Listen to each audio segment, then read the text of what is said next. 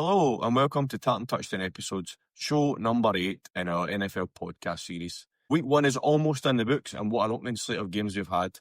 We've had games go to the wire, we've had some outstanding rookie performances, a whole lot of lightning, but some very disappointing performances from a fan of a few certain teams in the league. We made his debut in last week's season kickoff episode, but along for his first look back at the weekend's games in the NFL as a member of Tartan Touchdown, it's Brian. Brian, how are you? Well, I was absolutely fine right up until 6 p.m. Sunday. I was having a great weekend up until kickoff. No, I am very well, Dan. I'm delighted to be here, delighted to talk ball. And it's great because there was lots of games at the weekend and they didn't all involve Cleveland. So that gives me something nice to talk about for at least most of the show. Well, what I will say is at least you got to 6 o'clock on Sunday before your season was ruined. This is true. This is true. I actually got all the excitement of Thursday and Friday night football without, having my entire weekend ruined preemptively. So for folks that haven't tuned into episodes before, each week we will take you through the big stories of the weekend and discuss some of the key aspects of the games. And we will be out every Tuesday throughout the NFL season, so make sure you tune in and catch up with what's been going on. So I had my notes all written for tonight, Brian. I'm ready to go last night. I'll do some preemptive, type my notes, and then Sunday night football, ripped them all apart and I had to rewrite my notes again. So we're going to have to start this weekend in reverse order. Sunday night football, all I can say is wow. Before we go to what actually happened at the final of the game, give me your key takeaways from a Ravens point of view in that game. Right. So do you know, it's funny because when we were thinking about this beforehand, we were thinking, your last 5 minutes of the game, and we talk about a tale of winning and losing. Henry, unstoppable, incredible yard after yard, incredible fashion, stiff arms, the nature he's running. We are used to King Henry bulldozing through defenders, and he did bulldoze through many a defender. But some of the really, really, his feet were incredible and fantastic, right up until the critical moment. 1st and 10, you are 8 points to the good, and there is 3 minutes 10 left in the clock, and it gets punched out for a fumble. Now, to be fair, it was a very well-worked bit of defence. It's not like some of the fumbles you see where the running backs made an absolute meal of it. Defence did good work there, but still, you go from 8 points up, 3:10 on the clock, 4-play touchdown drive, 3 and out, 9-play, 66-yard field goal drive, and you are done. Although, one of my notes about this game, the Bills missed 3 2-point attempts. See if they just kicked the extra points. We wouldn't have needed that. We wouldn't have needed the drama. Well, we missed one which would have sent the game to overtime, to be fair, as well. The game is unbelievable, right, from start to finish. Incredible game. The Bills won the first quarter, we'll say it was 7-3. That was the first quarter. And then the Ravens steamroller just took over, and they just went crazy for 2 quarters. 17-6 in the second quarter, 14-6 in the third quarter, and suddenly we get to the fourth quarter, and they've got this massive lead. It was crazy. What I liked about the Bills, though, was Bills didn't panic. There was no adjustment it didn't look like there was any adjustment from their game plan. They just stuck with their game plan, and they just kept going. They knew what they had to do. But to be fair, it hadn't been working really for the first 3 quarters of the game, but they stuck with it. And in that fourth quarter, there was some massively key plays. Like the first drive of that fourth quarter, the Bills have got to get back into this. They're 15 points behind. And James Cook goes for 51 yards. Yeah. First drive. And that just set the tone for that fourth quarter for the Bills. It was like, okay, we can get through this defense. We can get the yards. And then from there, it just kind of escalated and just went a bit bonkers for the rest of the fourth quarter. So one of the other things I think in the fourth that you also seen for the Bills, this is easily, we could be looking at this as an AFC Championship preview in week 1, easily. And your big question through 3 quarters was, let's not kid ourselves on. Lamar did some really nice work through there. As much as I love to rag on Lamar as a glorified running back, he did some really good work through there. But it was all through the ground, and the Ravens were absolutely having their way with Buffalo right up until the fourth quarter. And then they started all of a sudden, don't be wrong, Henry still had some great runs in the fourth, but it was much less successful. After the touchdown drive that the Ravens had, we go their second drive, 3 plays, 3-yard run, losing yardage on a run, punt. You've got then the fumble, and you've then got 3 and out, and that starts with a 1-yard run, a 0-yard run. Now, admittedly, the 0-yard run was Zay Flowers. It wasn't Derek Henry. But not the same guy.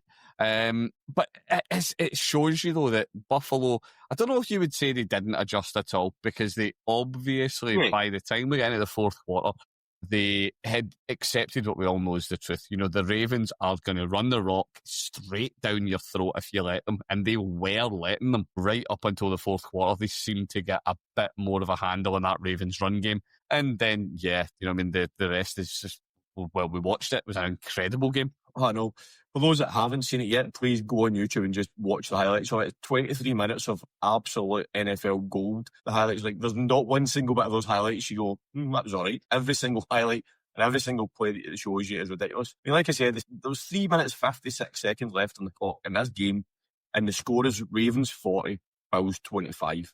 No universe for that. Even the Bills fans were leaving. Even Josh Allen said that after the game. The Bills fans had left. They were done. The game was over. They didn't leave as quickly as Lamar did, though. I don't know if you spotted that. Lamar was not cutting about for handshakes at the end of that one. Lamar was straight there. I think he needed the toilet. There was a bit of luck involved in part of the plays that got them back in, because I'm pretty sure they were fourth down and basically having to get to the end zone, and Josh Allen scrambling about, and he throws a pass which is tipped by, I think it was Kincaid, but a Bills player. It's tipped anyway, and it goes towards the end zone, and of all the players out about it, Keon Coleman, the concentration to catch that ball to get that touchdown was unbelievable. But that ball could have went anywhere. If that ball hits the ground, it's game over at this point. It's absolute game over. There's no way the Bills are coming back in. And then you mentioned the forced fumbles on the next Ravens drive.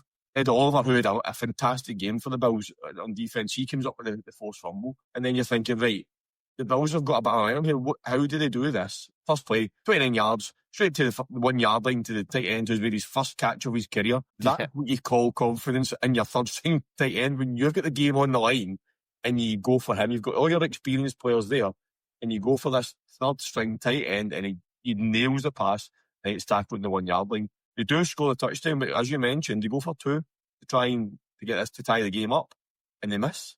And you're thinking, right, 1:58 the clock.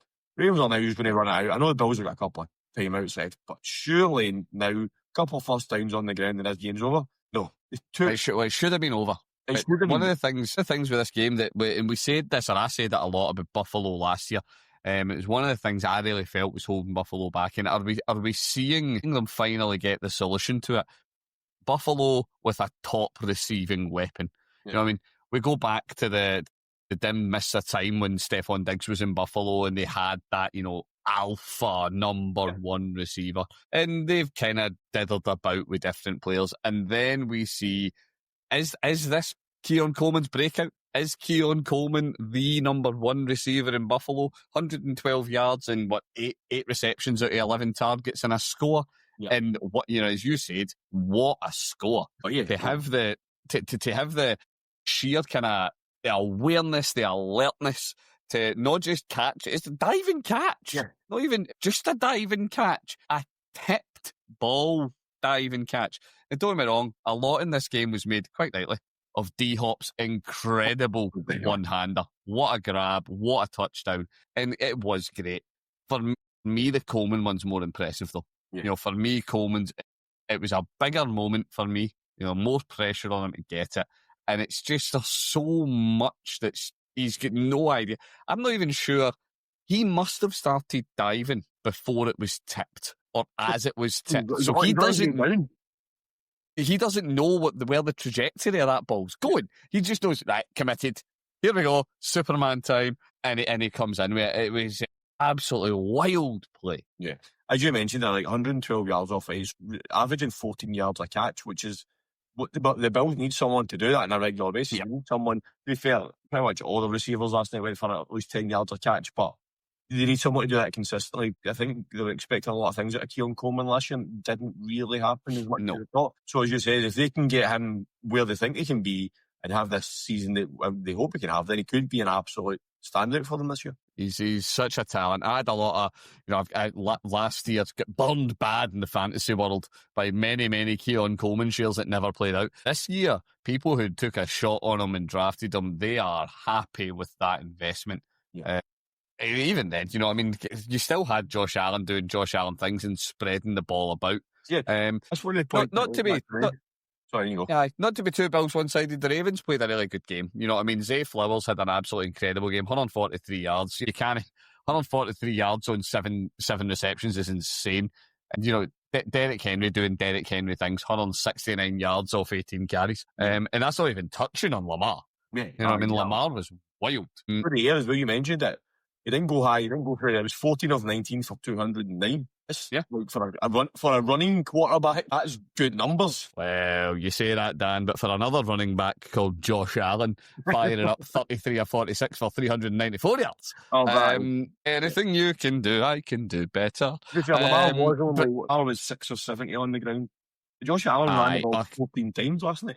Yeah. To be fair, it's the thing that you would say that the Bills couldn't get going. They couldn't get going on the ground. You know what I mean? And you know, it's funny because watching the game, I thought James Cook looked good. Yes, he looked like he had some good runs, but it's one of those ones, I suppose, the eye test and then the metric test at the end of the game don't quite marry up. We'll have another one later in the show we're going to talk about where it's exactly the same for me, and I get really, really confused when I looked at the box score for another running back that was in a similar boat.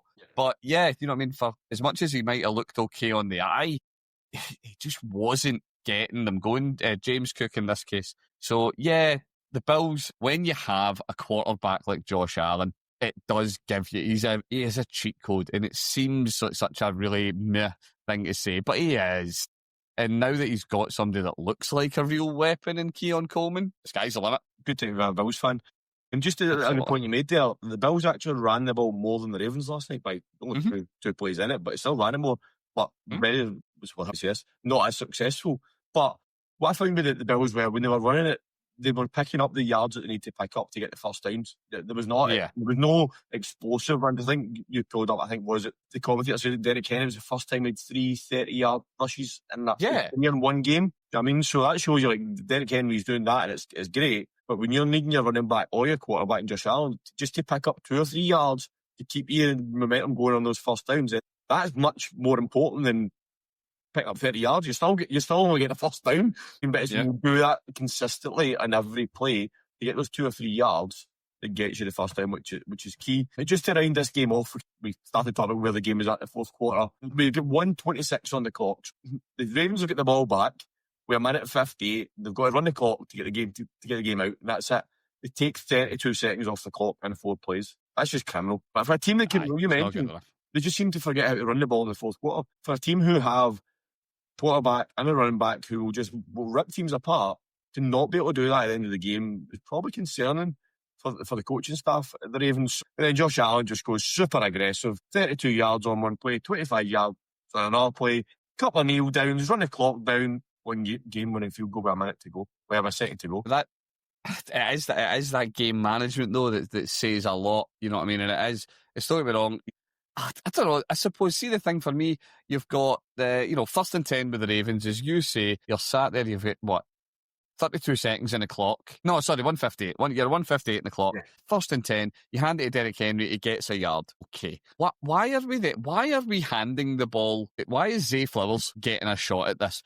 I'm sorry, you are trying to run clock, and Derrick Henry at this point is sitting on 169 yards on the ground today. Hand him the ball again.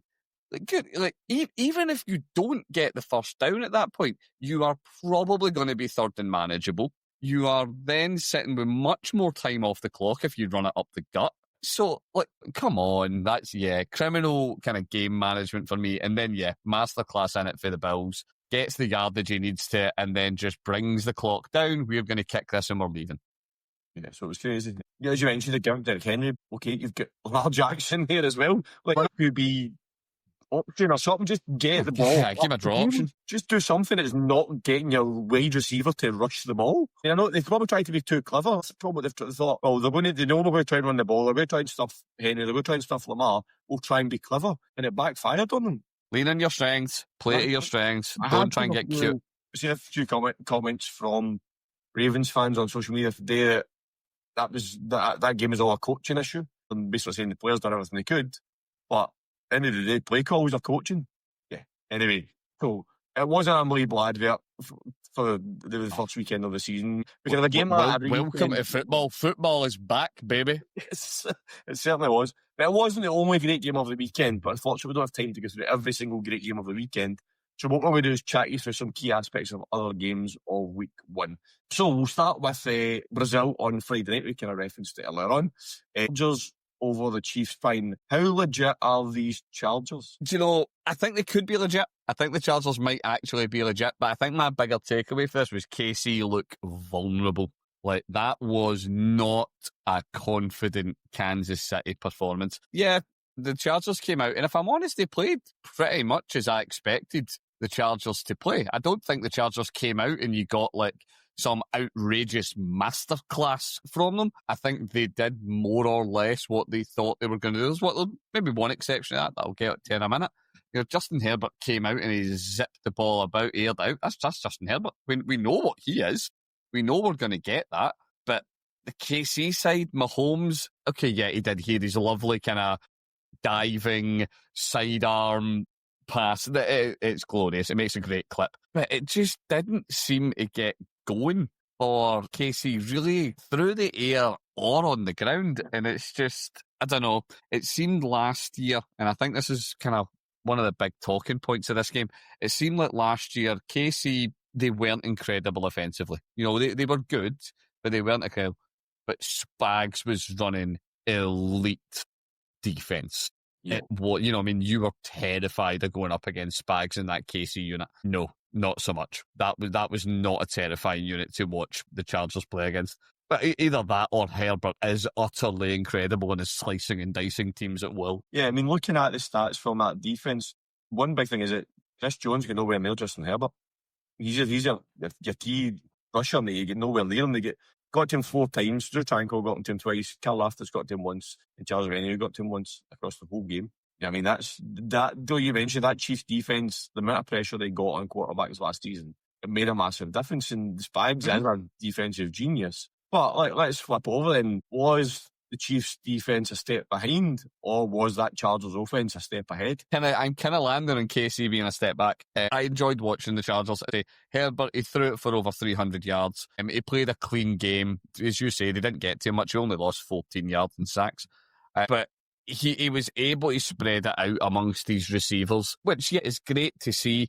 I don't know, okay, maybe I'm coming round on this myself the more I'm talking. Is this a case where you turn around and say, right, well, at the end of the day, you try and dial in on Lad McConkey, and then they have Keenan Allen, who they've just brought in, and it's difficult to game plan again. Even a vet like Keenan Allen, we know who Keenan Allen is, but he's on a new team. How is he going to cope? And then Quentin Johnson lives. Huge lives. He had an incredible game as well. I don't know. I really, really enjoyed watching the Chargers, but everything that I watched in this game, I really felt like it was KC not doing as well, and the Chargers being able to capitalise on that. And it's not to take away from LA. You know what I mean? They played a great game. I just think that I think we are more likely to see the Chargers struggle against opponents than we are to see KC kind of figure this all out. I think KC could be in for a tough season if we're going off week one. Yeah, I mean, looking at the KC game plan, a lot of us through there would have been targeted around Xavier Worthy. That would have been their key game plan. The corpse of Xavier Worthy. And then Kelsey just decides on the first drive that I'm just going to shoulder barge him like a WWE move. I'm the hero of this team. That's it. I heard you were in. I got engaged. Bash. It was a great hit, to be fair. Oh, it was. I mean, a linebacker would have been proud of it. Yeah, incredible. That just took him out of the game very early, where suddenly you've got, and no disrespect to him, KC's top receiver on the night was Hollywood Brown. 10 receptions for 99 yards, and he's not your WR1. Now, to be fair, that is actually like, if we removed the name Hollywood Brown and you said one of your receivers went 99 yards on 10 receptions, you would actually be reasonably pleased with that. If you said 9.9 yards a reception, I'll have that. Then you realise it's Hollywood Brown. Followed up by Juju Smith-Schuster. How dare you forget him? Yeah, so as you mentioned there, so basically the Chiefs, Mahomes relied on 2 wide receivers, Hollywood Brown and Juju Smith-Schuster. He obviously has a couple here and there, everybody else. But if you flip it over to the Chargers, Quentin Johnson, 5 receptions, Lad McConkey, 6, Keenan Allen, 7. You suddenly then you're spreading that load across, and the yards are picking up as well. 79, 74, 68. Conklin get 50 yards on 2 receptions. Herbert had more options of where he was going to put that ball, whereas Mahomes is restricted in terms of where the ball was going through the air for them, but they couldn't do it before, but less. I totally agree with that. I think the bigger thing actually that might come into that as well, and I suppose this will make the KC fans out there feel a wee bit better when you look at it. You look at the calibre of the receivers that Justin Herbert is thrown to as opposed to Pat Mahomes. You know what I mean? You know, there is no sane fan out there. Let's even take Quentin Johnson out of it because, yeah, it was a great breakout game. Hopefully a breakout game for him, but we'll see. You are not telling me that there is any universe that anybody would prefer to have Hollywood Brown and Juju compared to Ladd McConkey and Keenan Allen. Even Keenan Allen at the age that he is, they are worlds apart. Yeah. From what Mahomes is working with, which, okay, I need to give Casey that, I suppose. I can't take that away from them. So, here's a question. This is something that I've been saying for a few years, but you've heard me saying it on this podcast, on our podcast, that the Chiefs have been getting by with an elite quarterback, and I always say this, like Tom Brady did, with probably average wide receivers, and it's worked because they've had. Is this now catching up with them? Yes. And I don't think they've got, well, see, I'll come back in it very, very slightly. So they've had average wide receivers, but up until last year, they've had elite tight end play. You know, last year, we have witnessed the slowing down. Age is finally catching up to Travis Kelce. And you look at last night, okay, right, yeah, it's very, very, it's not last night, Friday night. It's very easy to take a mickey with a shoulder check, with the body check on Worthy. It was objectively quite funny. But even put all that aside, he is not the Travis Kelce of 2-3 years ago. He is not the same threat. Yeah, you look at his stat line, you know what I mean? He's a lovely stat line. 47 yards on 2 receptions and a score. It's great. He only got targeted 4 times. That's the takeaway for me. You know what I mean? It'd be one thing if you could turn around and say the Chargers took Kelce away from him. They didn't. They were not passing to Kelce. So they don't have, not even an elite option. They don't really have a lead option other than Hollywood Brown. And you're not trying to tell me that everybody in Kansas City is pinning what, if you believe the preseason hype, or straight back in the Super Bowl hunt, or going for Lombardis. Not with Hollywood Brown as your lead receiver. You're not. Sorry, it's not happening. But just on Xavier Worthy, I know there was chat that he's going to have to get surgery for his shoulder injury. I read today he's going for a second opinion to see whether that's going to be a case, but shoulder surgery is not a quick recovery period, especially for a wide receiver either, so he might be struggling without him for a wee while. So let's flip over. No, he's officially day by day. Day by day is the official line out here with his dislocated shoulder. That's come out an hour ago as we're recording this.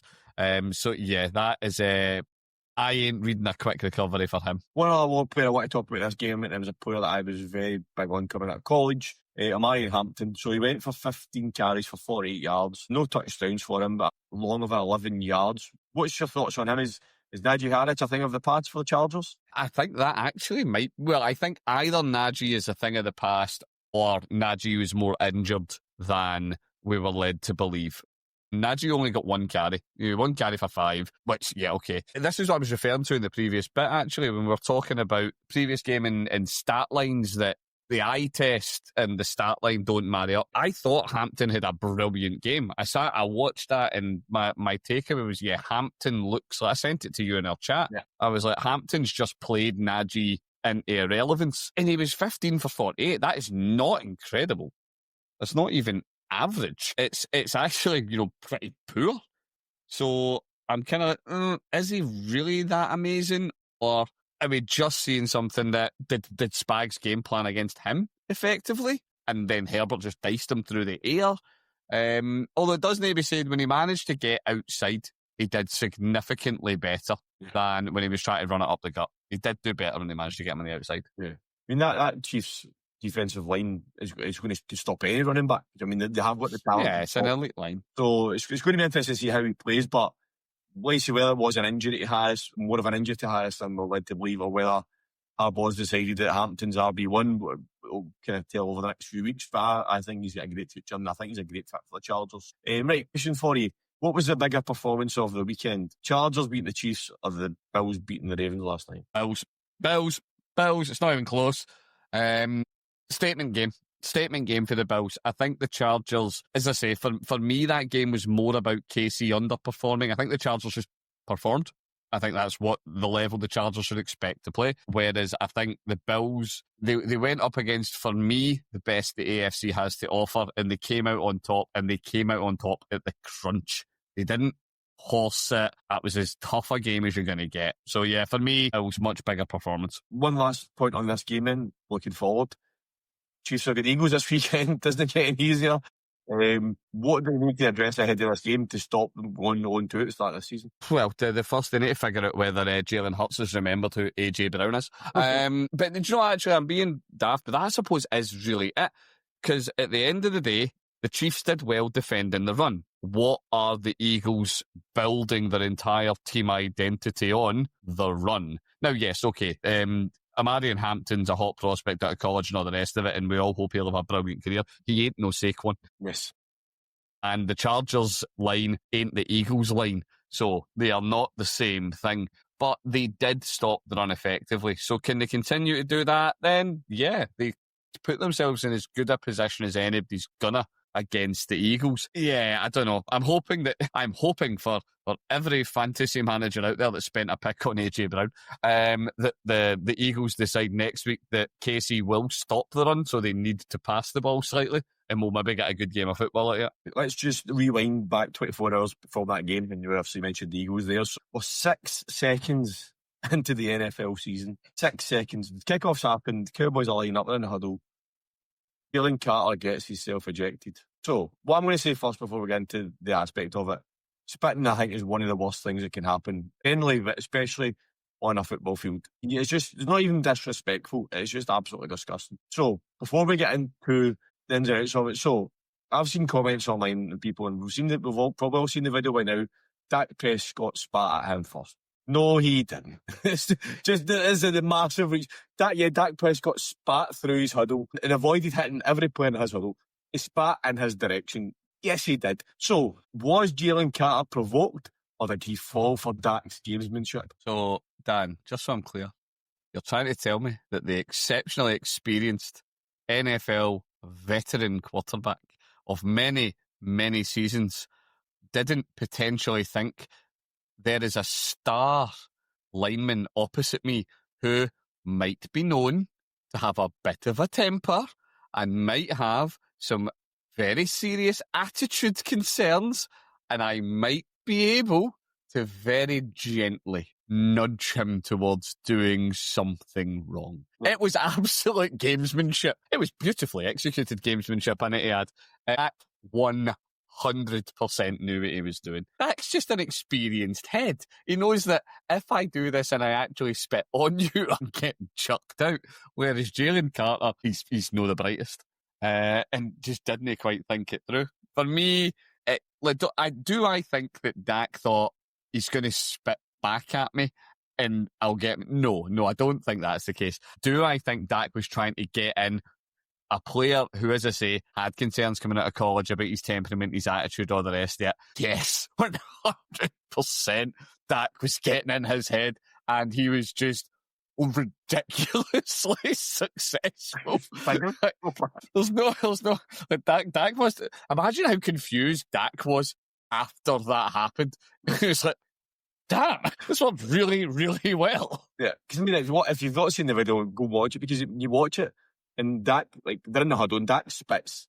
And I think it's still as in the huddle, but in Jalen Carter's direction. But it's the look in Dak's face as he looked at Jalen Carter after he did it, and it's just the big, giant smile as he looked, and Carter just reacts. What Dak did say was that Jalen Carter was trying to get at, I've completely forgotten the rookie's name, one of the rookie lines, but he was trying to get at him, and Dak's like, no, and that's when he done the spitting thing, but then he stepped through the huddle to go to Carter, and that's what he said, I stepped for it because he was going at the rookie. So he was defending his rookie, and then Carter lost and spat on him. It's a mess. But it's one of those things, I suppose. It's one of the things we love about the NFL. You know what I mean? It's like violence in motion. So you need to be, is it particularly on a line, you are primed and ready to be brutally aggressive and violent. And you need to have a temperament. You need to have that ability to do it at the controlled moment you need it for execution, not by firing a big greenie at Dak Prescott. You just know when Dak got back to the sideline after that drive that the other coaching staff would have been pats on the back. You've got to assume that there was got to be a chat within the coaching staff. Like, we can get at him. We can get in his head. And even though you can never imagine if they've been as successful as it was. Every professional sport does this. In soccer ball, football, it's infamous for, off the ball, standing somebody's toes. What they used to call the dark arts. It's exactly the same in any professional sport. You've got a player that you can get under their skin, you can make them do something silly that's going to get them a pick. Absolutely, you're doing it. Yeah. Any advantage you can get. Yeah. What I will say is, Jalen Carter's probably very lucky that the Cowboys' offensive line didn't see it, because I don't think he would have walked off the field if they had seen it. No. But to be fair, we're saying all this, you did still lose, Dan, to be fair. So, at the end of the day, he who wins tends to laugh last. Yeah. So, Jalen Carter will be crying into his victory medal. He will be. But what I'll say, and we're not going to dive into this game, is that I did think we did look quite good, especially on offence. I was quite happy with. I mean, there's no spectacular numbers if you look at the box score, but we seem to have a good game plan. Javonte Williams, 2 touchdowns on 54 yards, like that. Dak looked like Dak was the bigger takeaway for me. So that was fine. So it was only 188 yards, which isn't traditional Dak, but that's where the game plan was mixed up a bit. But the passes we were making, that was, you said, it was Dak Prescott. We all know, and I love, you might not love, but that we all know, that I love, he looked back to his best. If only... And for the Eagles side, the Eagles look like the Eagles. That's exactly. No one is shocked by what the Eagles are at this juncture. You know what I mean? The Eagles are, like we were talking about with the Ravens, they are going to run the ball down your throat if you let them. And they did. You know what I mean? The running game was absolutely on point. Yeah. Not quite as outrageously efficient as the Ravens, but then again, they didn't need to be as efficient as the Ravens were. Yeah, because we tackle anybody that was running with a ball. For some reason, we maybe forgot to do tackle drills in the off-season. And that was a problem we had last year, was we did a lot of missed tackles last year. But it's week one, you can't really do a lot of tackle drills in the off-season. So let's see how it goes. CD Lamb could do some catching practice. That would help as well, to be fair. Anyway, Butterfingers. So, from the highs of that Bills comeback to the promising Chargers team that we've had, we go to the complete opposite end of the scale here, Brian. The Miami Dolphins, right? Absolutely destroyed by a Colts team, which is bad enough. Absolutely destroyed by a Colts team led by Daniel Jones. What is going on in South Florida? Marine mammals for Manning. Marine mammals for Manning. Oh, well, are they going to be the worst team in the league this year? I was already out on the Dolphins before this year started. I've been saying it for months. I think Tyreek Hill's done. I think he is gone. Achan looked good. He did look good. That's about it.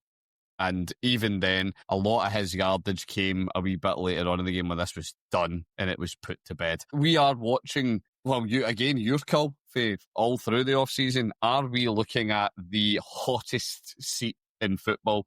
It doesn't even look quickly when the Dolphins' bye is, but does McDaniels make the bye with a performance like that?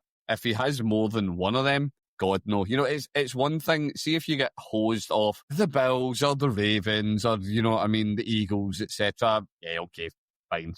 These are Super Bowl contenders. The Daniel Dimes-led Indianapolis Colts are not a juggernaut. They should not be hanging you out to dry ever. Let them posting a big score on you. That can happen. You should stay in the game alongside them. They are, that was an embarrassing one. I feel bad for everybody in Florida. The Dolphins bye more than usual. Dolphins bye week 12. All right. So, do you know what? Right, I'll put it out there right now. Mike McDaniels does not survive to the Dolphins bye. I'll tell you, he will not survive if they lose in week 5. They have the Patriots next week. Yeah. Patriots should win. Dolphins should win. Sorry, Patriots should win that. Bills will win that. Who will come to should beat the Dolphins. And then they've got the Panthers. If they go to week 5 or 0-4 and lose to the Panthers, he's done. Out. I shouldn't even wait that long. I mean, if they go to New England, at home, if they play New England at home and they have a performance like the last night, then the Leafs will be out even more. We're not going to dwell too long in this game, but this, I suppose, is my last takeaway from it. It's not the loss. It's not even a big loss. It's the nature of the loss. They could do nothing on any aspect of the game. Special teams, rotten. Defense, rotten. Defense, rotten. Everything was bad. Oh, yeah, no, I agree. Yeah, but don't get me wrong. The Dolphins wouldn't expect to be, okay, yeah, fans. Yeah, we win every game. The sane observer wouldn't expect them to beat the Bills. Going into this season, they would have seen games against the Patriots. They would have seen games against the Colts, against the Jets. They are all wins in your pocketbook.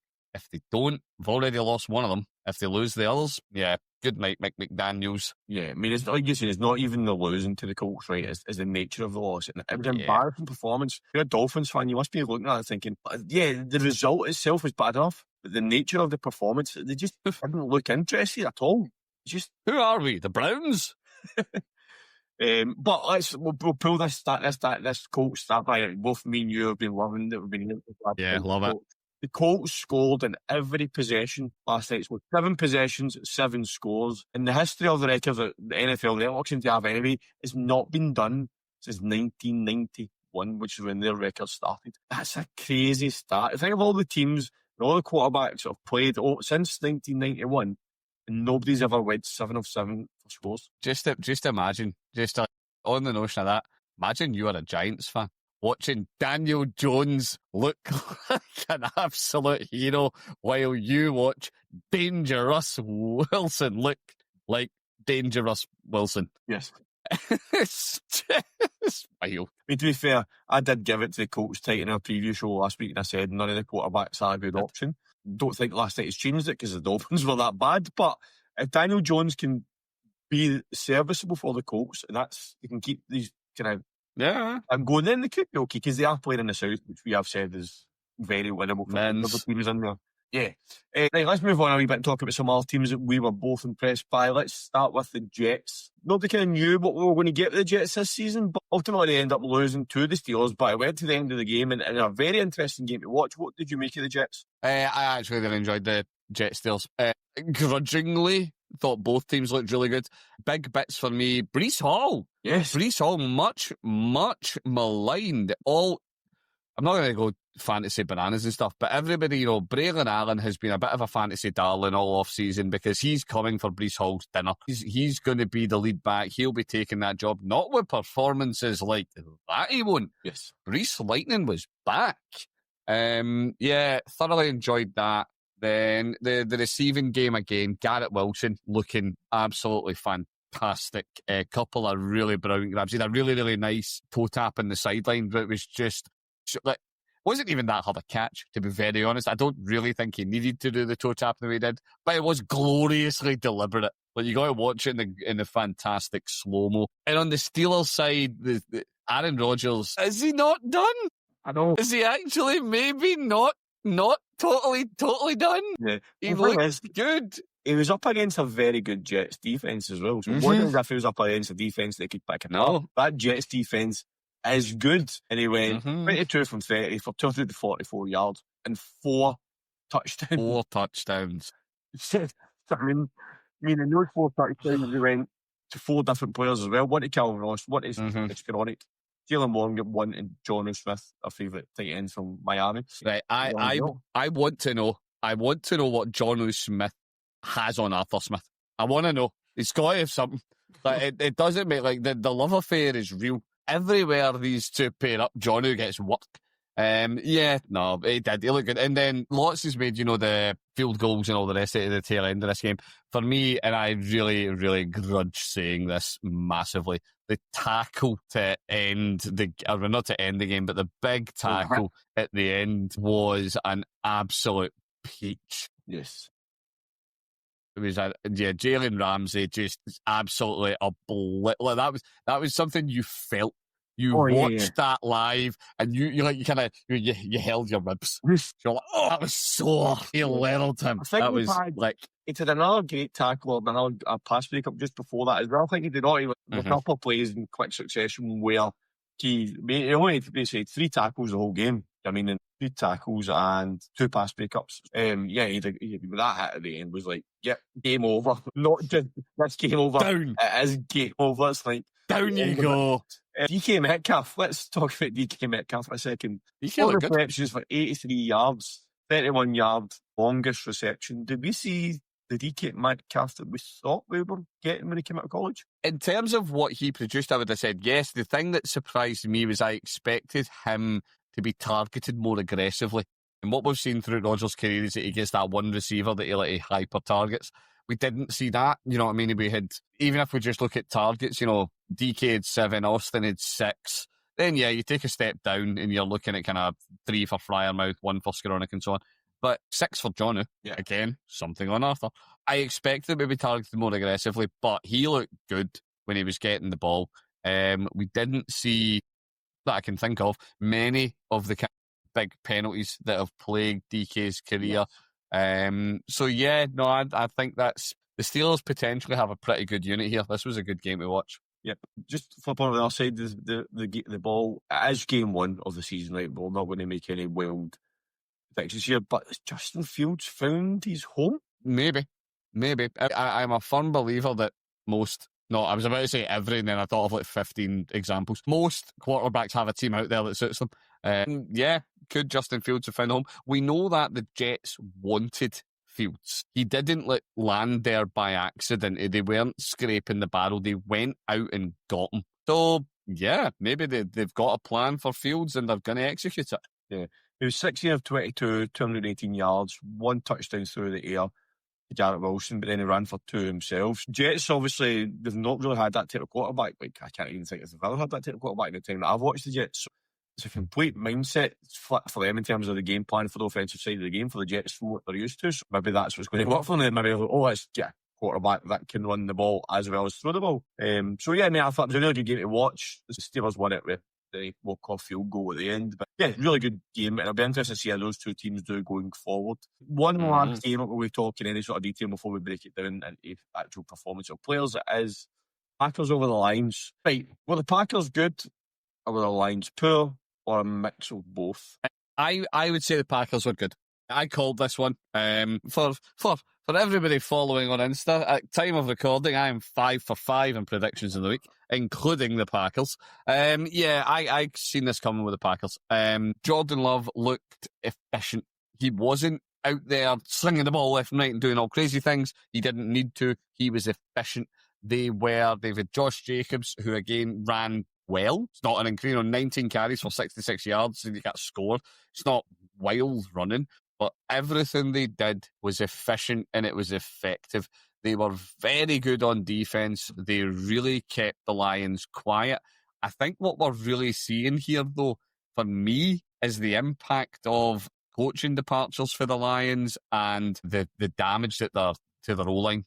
You know what I mean? We're seeing, I'm now desperately trying to remember the name of the Lions centre that's not playing. We're seeing that for me. You know, you look at the Lions' running efficiency, and it was woeful. It really, really was poor. Yeah, Green Bay get to take a lot of credit for that, but I think I called the Lions to take a step back this year. I didn't necessarily think it would be this big a step back, but yeah, if I'm a Detroit fan, am I ringing the panic bell? No, it's week 1. Am I a bit worried? Yeah, definitely. Yeah, the Lions look like they're missing Ben Johnson. They look like they're missing that creativity and that bit of influence, what you say, especially on the ground, averaging over 22 carries, average 2.1 yards a carry. That's not the Lions that we all know. Jared Goff through there was 31 and 39 for 225 yards. Yeah, I mean, Packers look good. We joke about the Packers having that massive wide receiver room, and he didn't spread that about. It worked. 3 to Reed, 2 to Wicks, 2 to Golden, and then 1 to a selection of other players. Jordan Love did spread that about last night to these different wide receivers, and that's potentially a blessing because how do you defend that? How do you know what I mean? You've got 6 wide receivers that can all catch the ball. And this is the thing. It's like, yeah, every team has lots of receiving options. Yes, we know, but not every team has lots of.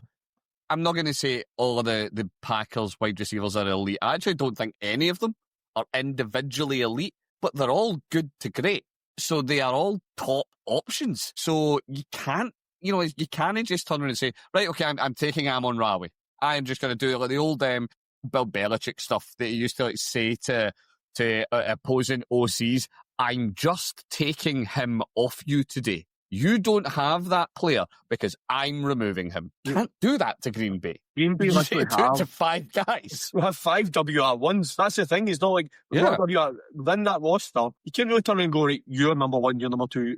They literally all, because when we come on the field, you're not going to, like, who do we put the best cornerback up against? Because it doesn't matter, because they're all good to get. I think they're all on an equal level as well. It's not like one of them that you're going to target as a defensive more than any other, and that's a good thing for the fact of it's the only team in football that they've got a wide receiver 1A, 1B, 1C, 1D, 1E.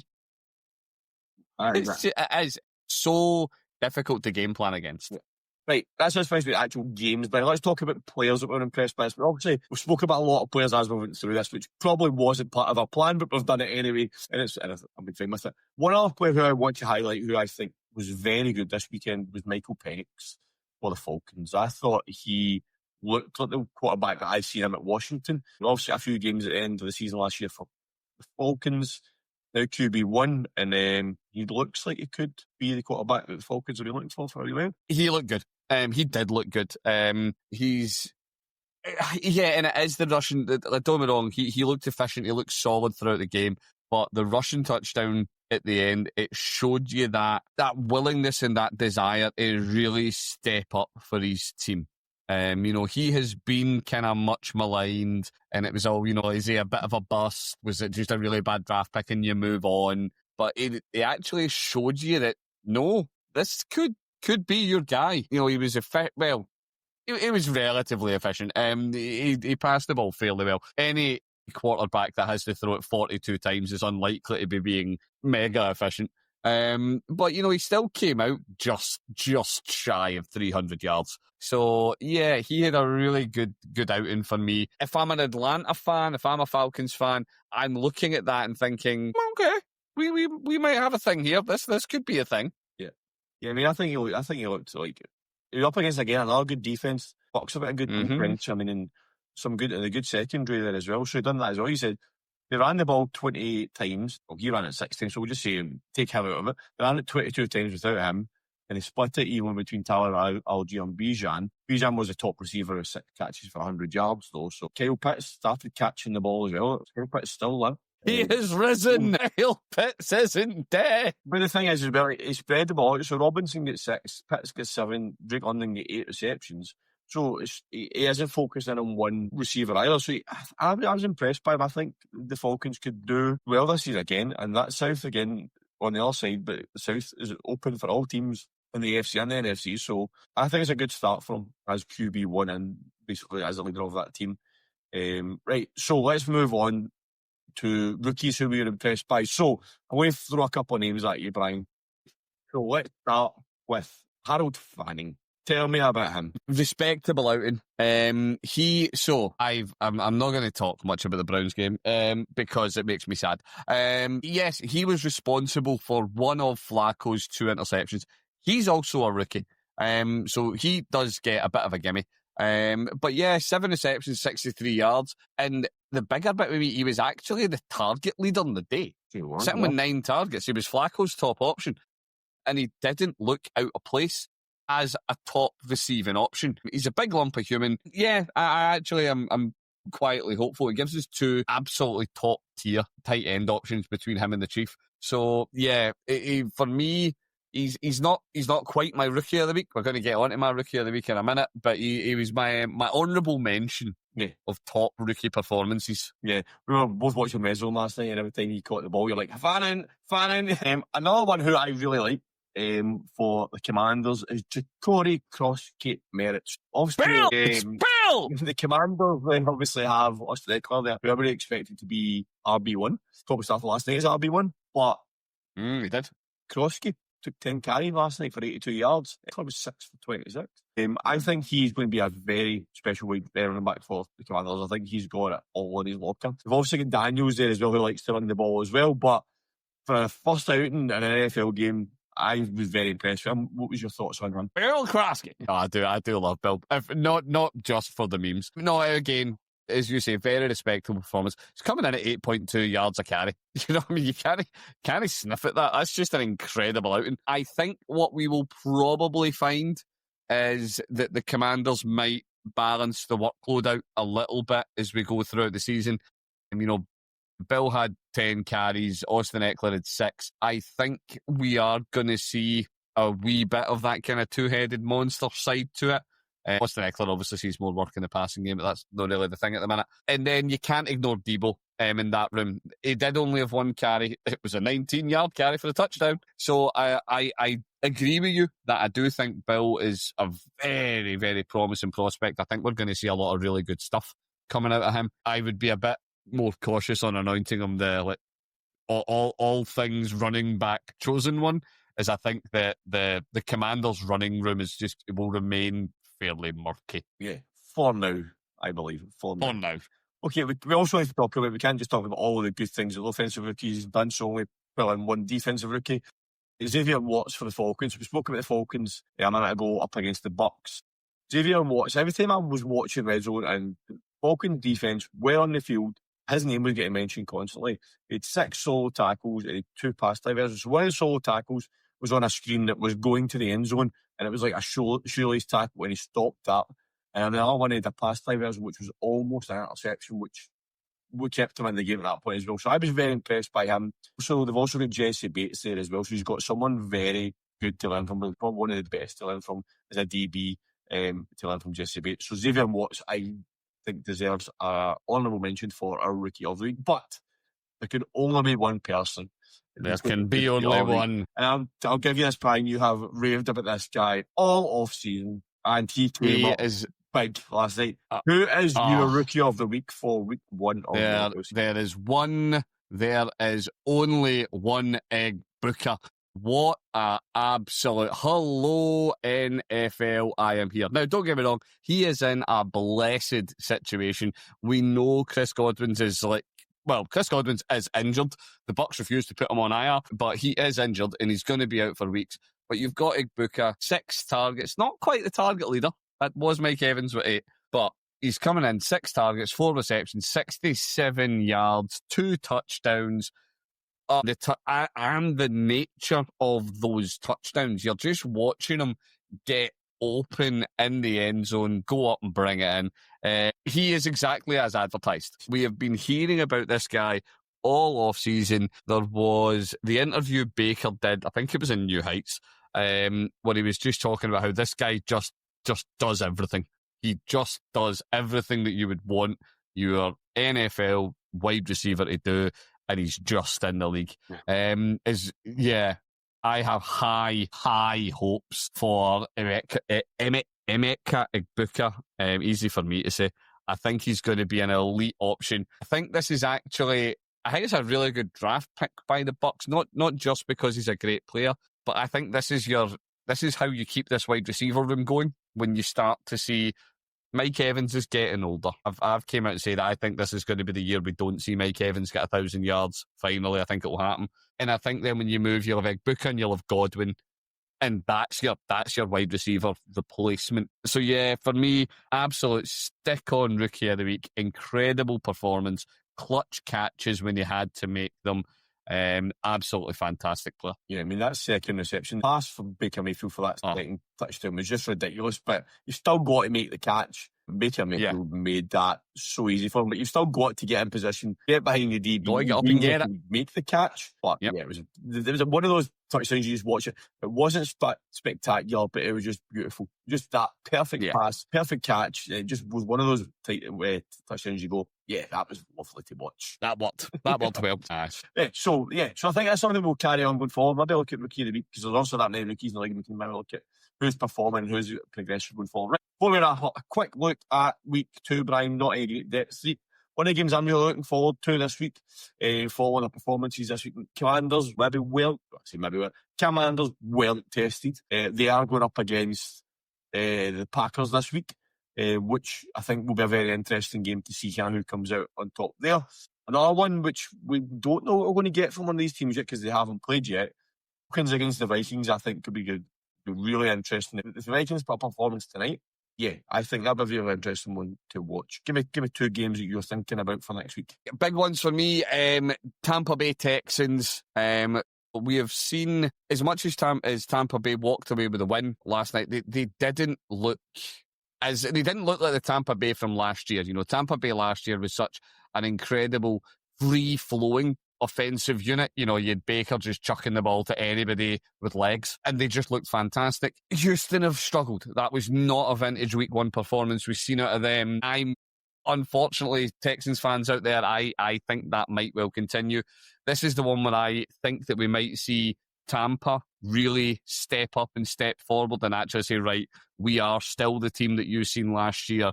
We've got aspirations for this division because it's our division. It's been locked up for years, but we want to take it a step further. We want to actually make a playoff run, and this is our statement of intent game. And then the other big one for me, Denver, Indy. Indy played really, really well against terrible opposition. So can they do it against a stronger unit? Everybody has heard how high I am on Denver this year. I really think that they're going to be a great team. They didn't really show us that on Sunday. It was a little bit, dare I say it, of a damp squib game. It was just a bit, either that or the Titans are actually going to be maybe passable this year. Oh. But yeah, for me, this is the one again where we see are Denver going to be the team that they want? So for me, this is a big one. This is a statement game. You've got the Colts need to try and say, no, we are actually here to play this year. We are not here to make up the numbers. We are not here for a top 5, a top 10 draft pick. And Denver, they were hotly talked about in the preseason. Are they actually going to deliver? This is when we're going to find out. Excellent. Well, thank you very much, Brian. With that look ahead, it brings us to the end of the show for week one and this episode of episodes. We hope you enjoy listening to and watching our run back through week one. Episodes will be here every Tuesday to walk you back through the weekend's action. Make sure you subscribe to our YouTube and all your major podcast platforms to make sure you don't miss out on a minute of the season ahead. Thank you all for tuning in. Until next time, see you soon.